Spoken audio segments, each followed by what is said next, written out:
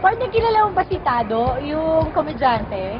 Siyempre si Tado. Sino bang di nakakilala kay Tado? Ano bang latest sa kanya? Seryoso na siya? Wah, kasing seryoso mo. Ibig sabihin, hindi.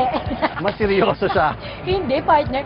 Mas seryoso sa ngayon. Medyo ano siya, on the low muna siya sa pagpapatawa. Then meron siyang binuksan partner na kabuhayan ng online business. Aba, rumaraket na. Yun na yung minamarket niya. Online business. Ito, supportahan na natin si Tado.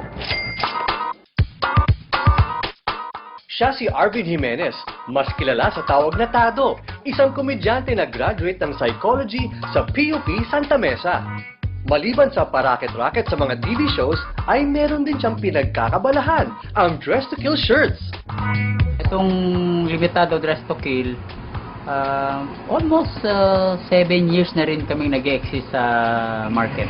Dati, nagsimula yung limitado t-shirt. T-shirt talaga yung main product niya. Yung mga statement t-shirt, mga offensive shirt kung tawagin namin, mga naughty na mga statement, dun siya nagsimula.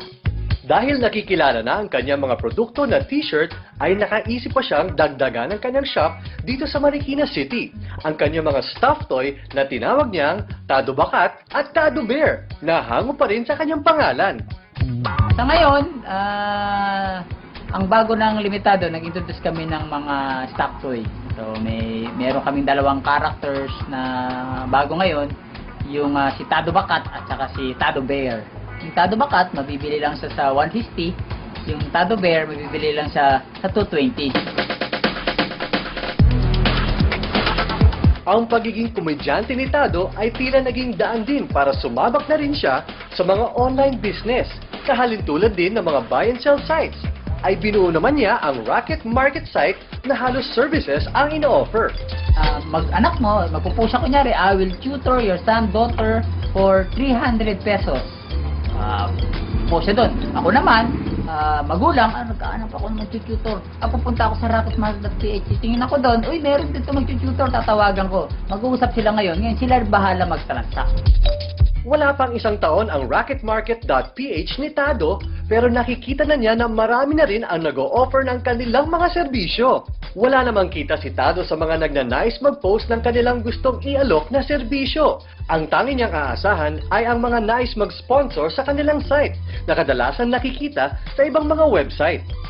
Inisip namin yung rocketmarket.ph na makapag-provide ng extra income sa mga tao. So, inopen namin siya. Kasi ako, kunyari ako, rumaraket ako. Anong servisyo binibigay ko as a talent, as an on-cam? Inisip ko din yung mga ibang mga nanay, yung ibang mga kaibigan ko na rumaraket din. Iba-iba yan. Nagpa-production assistant, nag-voice talent.